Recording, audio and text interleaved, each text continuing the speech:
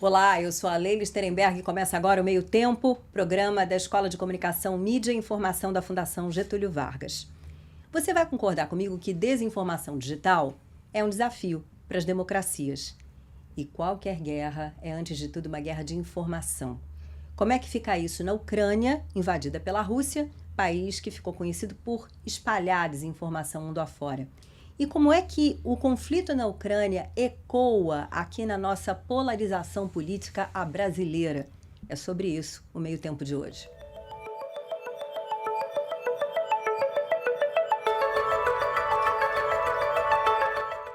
Eu converso hoje com a jornalista, empreendedora social e ativista ucraniana Margo Gontar. Ela é especialista em desinformação, mídia e política. Quem também está aqui com a gente é o cientista político e coordenador de projetos da ECMI Amaro Grassi. Excepcionalmente, essa nossa conversa vai ser em inglês, não em ucraniano, e vai ter legenda aí embaixo da sua tela. Welcome, Margot. Luskavoprosho. Is that correct? Kind of. Almost, but you have a great pronunciation. Laskavoprosho. Laskavoprosho, yeah. Laskavoprosho. It's welcome in Ukrainian, theoretically. And bem-vindo, Amaro. Welcome. It's a pleasure to have you here. Prazer é meu. So, usually we begin our conversations here with a very informal touch. Now we're going to have our ice-breaking moment. Margot, what's your favorite word in Ukrainian? Well, that's a tough one, but I would go with palyanytsa. Palyanytsa is a type of bread, and it's about this size. And we also have a separate word for bread, but palyanytsa means like this big chunk.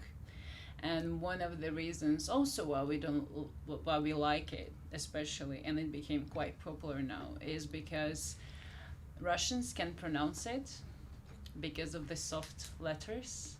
So on the front line, it actually became a chicken word. So if you can pronounce it, it means you're Ukrainian. Wow, I would never know it. Yeah. So that's kind of, I think, the most popular word of the Can you say it again? Of the year. Palyanytsa. Palyanytsa? Yeah, and also it's confusing. Did I say it right? Palyanytsa, yeah. Palyanytsa. So I could fake. No. No? Once again. Tsa in the end. Tsa. Tsa. Yeah, you say tsa, but you need to say tsa. Tsa. Like Tsa? Palyanytsa. Palyanytsa. And Almost there. You need to say palyanytsa, not palyanytsa. Palyanytsa.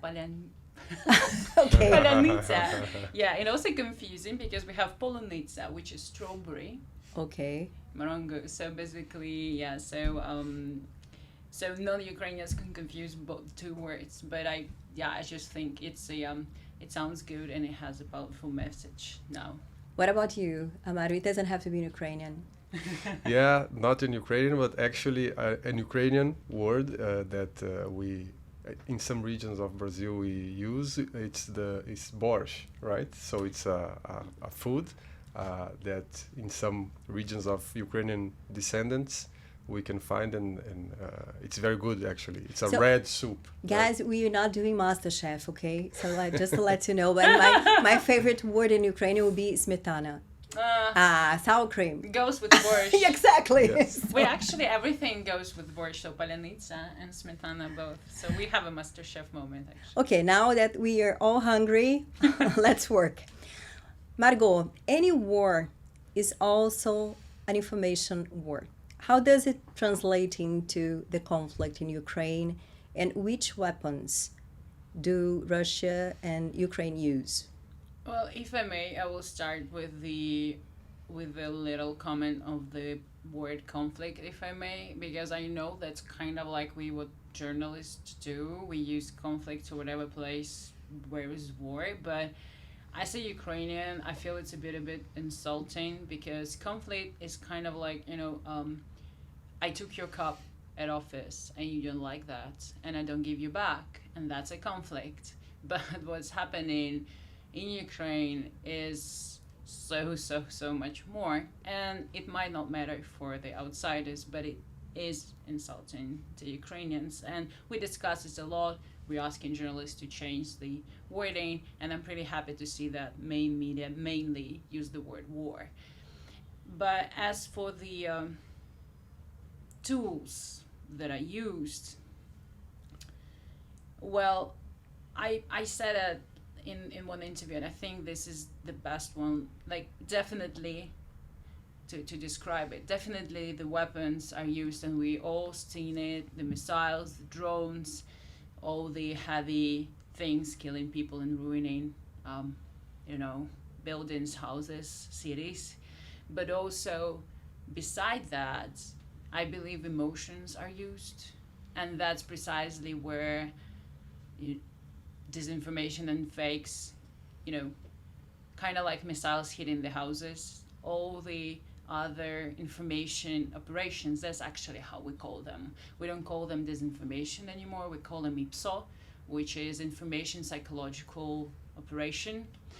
And I think this is, in a way, might be even more damaging.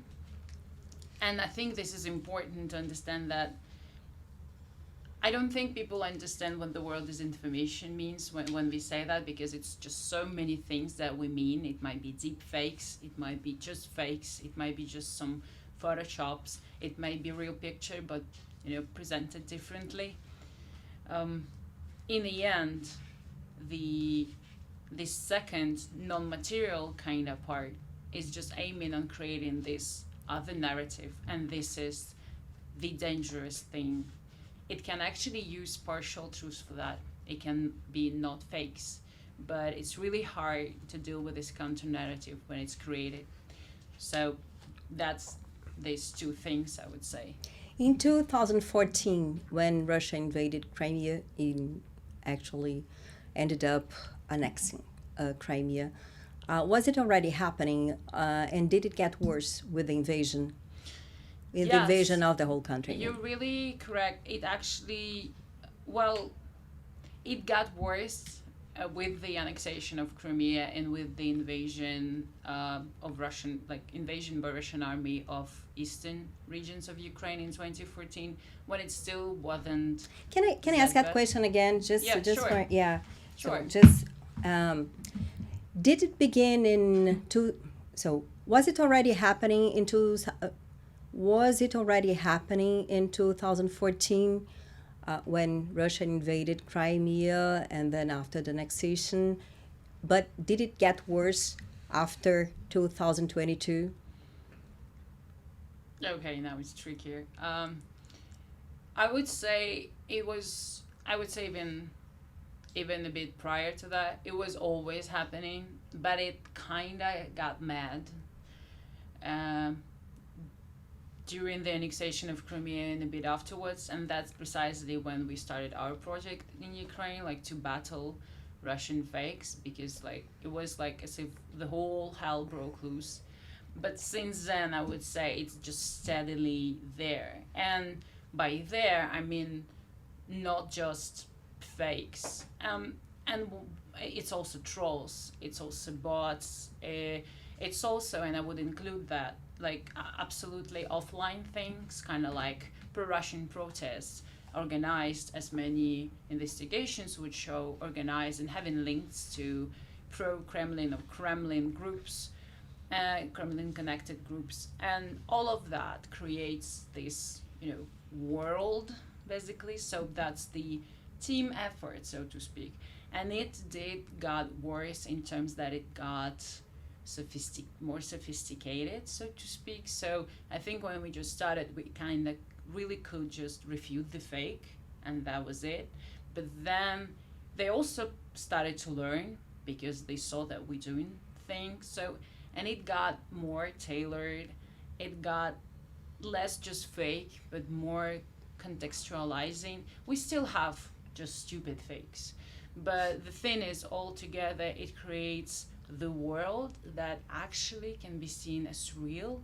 One of the examples right now, for example, that Russian channels, which are clearly stating the Russian state agenda, they actually relate the news, the military news, or what's happening on the front line, saying, for example, city of Zaporizhia occupied by Ukrainian forces. It's not occupied. It's like saying that Rio is occupied by Brazilian forces. It's just Ukrainian. That's them who occupied part of Zaporizhia Oblast. But for Russian readers, that sets off the narrative, which technically, if they believe that all of this is Russian lands they need to return, is not that fake, because maybe they think that we are also Russians. They need to be, healed from being just forgetting we are ones. So that's a separate world, and if Russians want to believe that, they could. So by this point, this web is just so big that if you want to dive in it, you can never go out. That is just, it's big enough for all of these people to live there. I'm going to get back to that, but Amaro, the invasion of Ukraine by Russia happened in the beginning of an electoral year here in Brazil.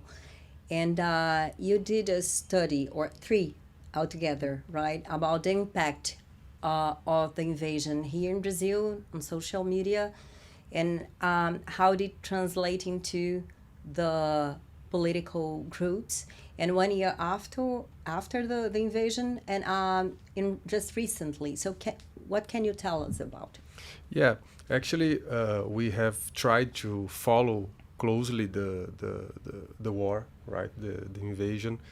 Back then, when it started, of course, in the beginning, we had much more attention. I would say the first month of the war, we had lots of people talking about lots of news. But then things the war gets too far away for Brazilians to keep up that volume of conversation and discussion, right? But what was interesting actually in these researches, and I would say it basically stayed in the same pattern during all this period, is that it kind of confused Brazilian political groups in terms of what was, as Brazilians or used right now to call as a radical polarization of the society between right and left. Regarding the war, the topics, the issues, the actors mixed positions, and it was confusing for the people to understand, because, well, at first moment, Bolsonaro, which was very close to US, and so expectedly could be very supportive of Ukraine or European Union position or US position, sidelined with Putin. He actually was the last international leader to visit Putin just days before the invasion, when the invasion was already expected for many people, right? For specialists and analysts and so on. Then we had the election, and surprisingly, or not that much surprisingly, the new government also adopted a position much more I don't know, on the government's perspective of non-alignment. Mm-hmm. And at some points in the talks of the actual the current president of Brazil, Lula, for some observers, even more pro-Russia than pro-Ukraine. I guess in the last months we have been seeing an attempt to balance that better from the government. Lula met President Zelensky in UN 2 months ago. But anyway, I think it's interesting to see how this was received by the Brazilian public at the beginning in the war perspective, but then with mixed signs in political spectrum. That's not very clear until now, right? It's not very clear how right and left position themselves regarding the war. It's still confusing some points. Did Lula's declarations and positions have any resonance in Ukraine?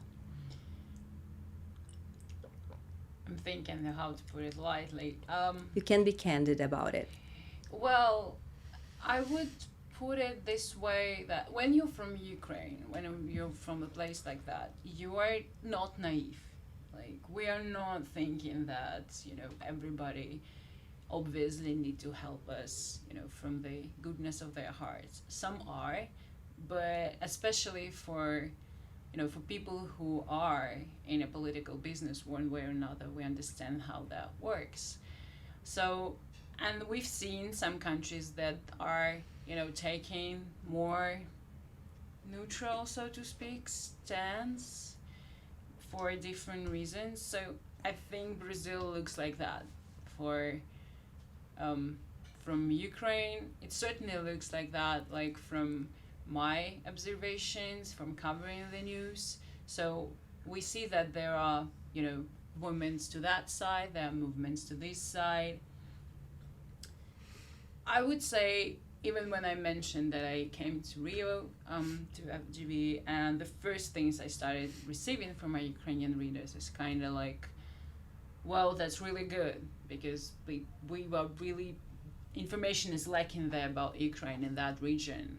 And that is, I think, the main thing we understand. We feel that Brazil is just so far from us that it's probably too hard to connect right away. So I would leave it at here. So I would say the reactions are mixed because of, as Amaro mentioned, we see both movements in both ways. And I would say I do understand how it works, politically speaking. But as for Ukrainian, it really, really always hard to see when somebody who is trying to be friends with you is also trying to be friends with somebody who is, killing your family and friends.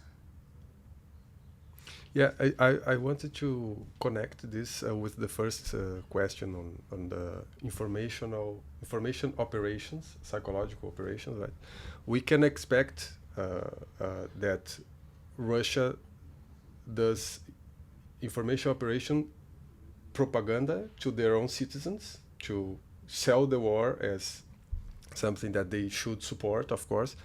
They, of course, also direct information operation to the world, so they have this narrative spread out in the world in several environments, digital environments, broadcasting, so they sell their perspective. But my question would be, how is the information operation directed to Ukrainians? What is the narrative that they pursue to sell or to spread among Ukrainians, or otherwise it's basically for foreigners to see the war the way they want to Do they be use, seen? for instance, social media, this kind of thing? You do understand that good psychological operation is hard to track. So if it's a good operation, I won't be able to say it's an operation. So it would feel that it's really Ukrainians talking about that. But for those that I've seen, my favorite example is in Ukraine, there is a number of efforts to send out information in different ways, like leaflets, videos, even set up a phone line for Russian soldiers to surrender, to encourage them to surrender. And one of the attempts, one of these things, and actually they are surrendering, sometimes using these lines and channels. One of these pieces of such information operation, so to speak, is a video that portrays, basically that leads in the end of this video to encouraging Russians to surrender and save the life. What I seen afterwards is that it was translated really, really poorly in Ukrainian with the voiceover. And the thing about Russians is their Ukrainian is not so good. And even when they try, there will be inevitably the word that will, show that it's not a native user. So some word that we don't really use. It might be Ukrainian, but it's not there. So we've seen they did the same video, they taken it, they did voiceover and tried to sell it to Ukrainian soldiers for them to surrender. That's a clear something that was seen as was attempt, but a poor one. As for things that the Ukrainian public sees in public, like in social media, as attempts of the psychological operations by Russia, so that's something I would say it appears in public space like that. People saying that this probably is an attempt. It's usually discussions that are trying to undermine the authority of other government or chief general, or just, I would say, just throwing in these different conflicts, trying to create conflicts between different groups. So these things are perceived as operations by Russia. But as I said, if it's a good operation, it will be hard to find, the tail of that. Corruption accusations, perhaps. Yeah. Well, I would Although corruption is a problem in Ukraine as well. Well, I would just leave it at that. That's everything that is rocking the boat. Because during the war, regardless of the problems you are having, and of course there is, social, like real people with real social movements that are trying to bring attention to the problem even during the war. But in the same time, obviously, everything that is rocking the boat in terms of losing trust to whatever particular group we are having, obviously is benefiting the enemy. That sounds easy, probably, I know, but that's just the basic of warfare. I found a study by the OECD, Disinformation and Russia's War of Aggression Against Ukraine, Threats and Governance Responses, from last year, November last year, 2022. And there is a list here of the most common disinformation narratives. For instance, Ukraine threatened Russia with invasion, the war in Ukraine is a hoax, NATO has a military base in Odessa, Russia does not target civilian infrastructure in Ukraine, modern Ukraine was entirely created by communist Russia, Crimea joined Russia legally, Russian-speaking residents in Donbass have been subjected to genocide, and so on and so on. And according to the study, those disinformation efforts, they focus on exploiting splits within Ukraine and between other governments. So how do you see this list? I mean, are these actual examples of disinformation narratives? Yeah, totally. But I would add that many of those, if not all of them, actually focusing on Russian audience. This is something that really Russians want to hear because they love to feel big and important and empire-y, and that's part of this, Russian empire narrative to the bottom. So that's something that you can find in many of them. So that's certainly working magic on them.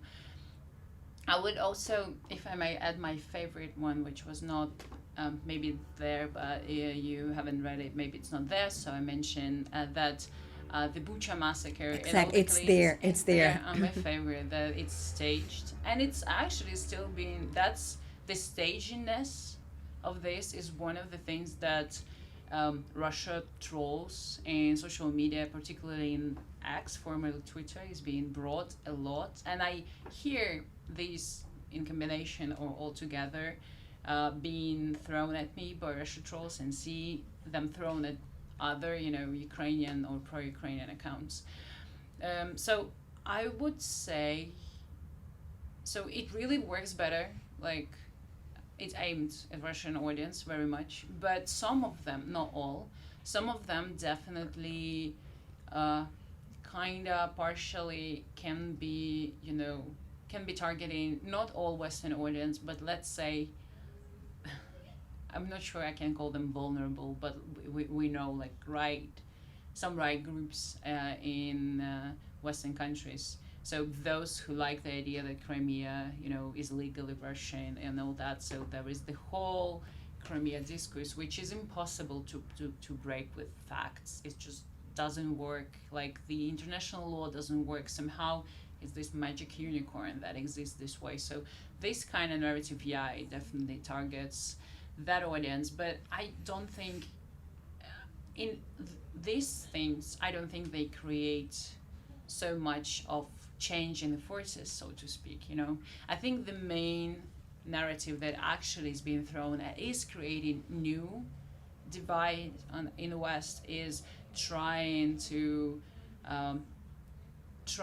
say that US doesn't have any money and all the money go to this Ukraine and we need to support our kids who are starving, which when you go back to the facts also sounds silly in terms of like this percent is so little, the percent given to Ukraine is so little comparing to American budget, but facts doesn't matter here. And this is something that's really being exploited right now, even by American figures themselves, those who clearly not supporting Ukraine. And this is, I would say, the most still workable thing right now. The conflict in the Middle East is dragging lots of attention in social media also.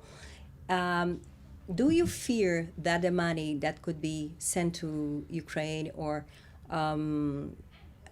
by the US can be now channeled to Israel and can eventually a victory of Donald Trump next year in the US in the presidential elections jeopardize the situation of Ukraine?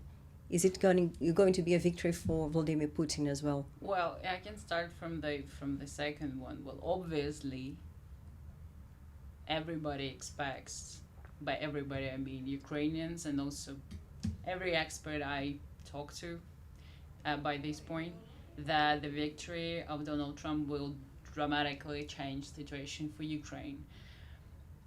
We will see how it will really be, because from my experience, even during Trump presidency, there were forces supporting Ukraine still, and it wasn't that. So we will need to see what's gonna happen. What political forces gonna look like. I mean, beside Donald Trump as president, even if it's gonna happen. So I guess I'll still deciding to stay hopeful in this regard. As for Middle East, in a way, I think money is not my main concern. The most thing Ukraine needs right now is weapons, and that's because we just don't have enough every day to use against a place like Russia. So we need weapons. That's one thing, but the other thing, we need continuous attention, and this is something I am scared of, because I already seen at the event, even that was happening in FGV, Ukraine was brought up, it was mentioned, but on the sideline, like a fact, kind of Africa is hot and Ukraine is tragic.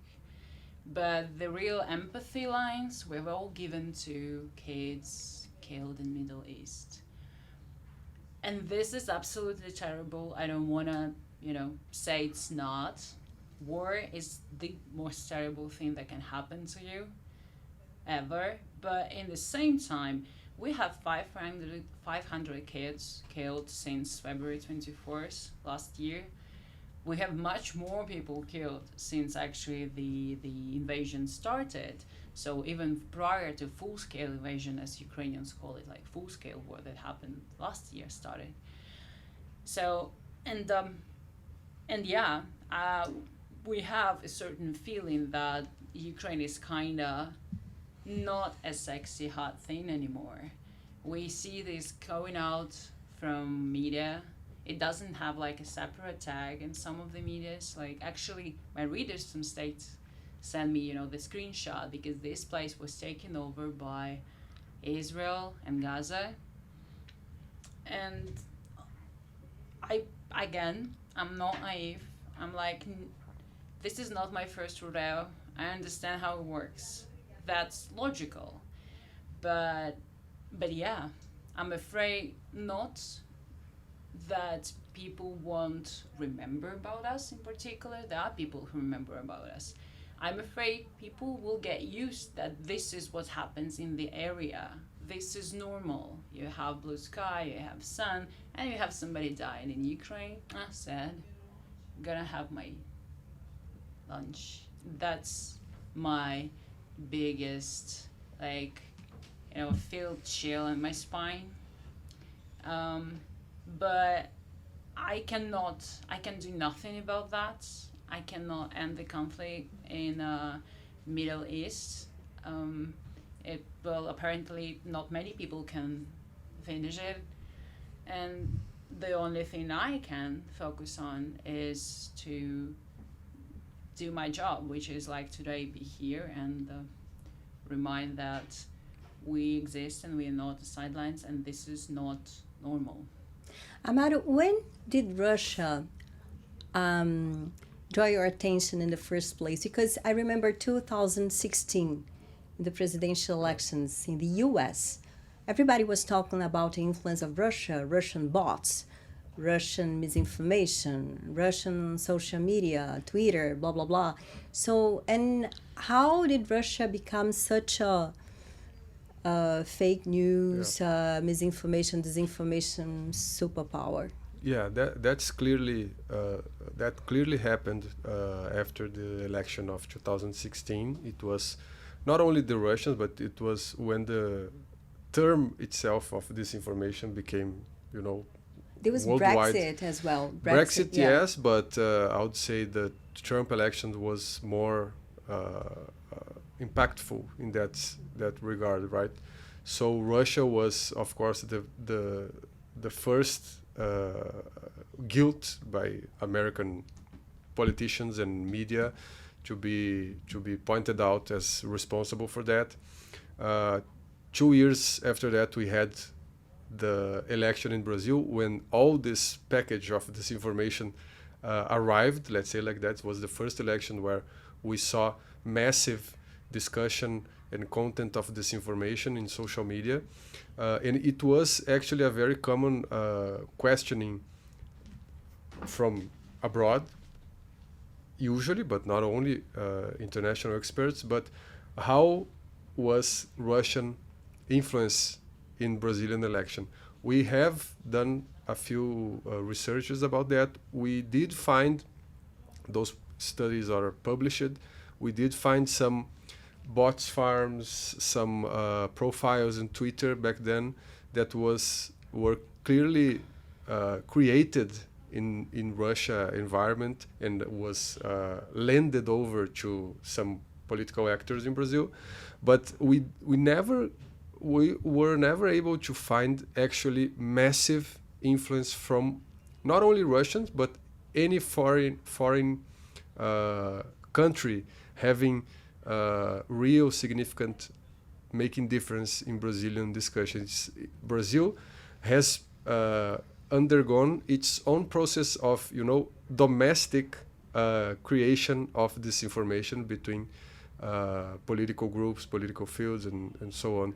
But that's a good question because it is a common one. What about foreign interference in Brazilian politics, right? There's actually EU uses now a term of foreign interference better than disinformation for them, focused on information operations, but it does not really fit yet so far to Brazilian situation, right? So that's a difference that we can find of what happens in Brazil, in US, European Union countries, and so on, right? Now I'm going to ask a question to artificial intelligence, and we're going to evaluate this answer. Margo will evaluate this answer, and I'm going to talk to that camera in Portuguese, just to announce this moment. Chegou a hora do Minuto IA.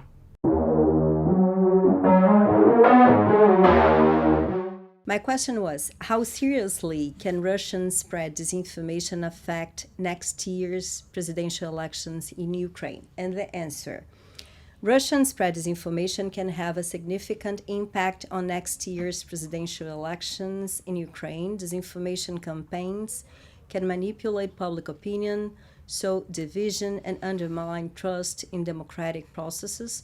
With Ukraine's history of conflict with Russia, disinformation can exploit existing tensions and amplify political polarization.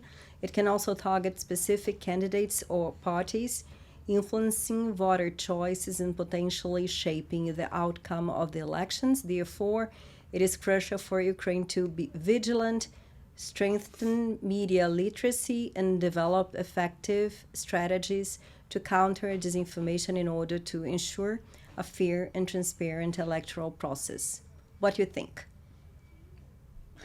Well, that's the bot is right in case if the elections would happen, but that's a very basic. That's something I think a kid in Ukraine would tell you right now. Okay. This is just we've dealt with the disinformation for what it will be like 9 years right now. So yeah, that's. I'm not surprised. Thank you, bot. Are there going to be elections next year? Zelensky doesn't know yet, right? Well, the latest statement, like the latest discussion, is that it's not a good idea to have them, and I would say here, I love when answering such type of questions to try to portray different sides of public that I observe. And there are, of course, people who believe that's extremely dangerous to have elections, just as our friends, AI friend just said. It's definitely, as any elections, is a chance for creating a divide that can actually have real consequences, because all these divided people can vote in a certain way. But there are also other people who think that's a bad idea not to have them. So I would just leave it at that. So at this point, it's definitely a risky endeavor. That's probably, I think, everything you can say about that. 2 last questions. Have you lost any loved ones, family, friends, during the war, after the aggression, after the invasion? And the last one will be, can we be somehow optimistic? Will this end? And are we going to have a more democratic and united and a healthier Ukraine eventually? I lost a friend, and I lost a few friends, but I lost a friend who was close to me. She got hit by Russian missile, and she was doing a story with Fox journalists, so she was a local producer, Sasha Kuvshinova. So I would say probably every Ukrainian lost someone by now, if not since 2022, so since 2014. I would say I consider myself lucky right now that I lost only a few.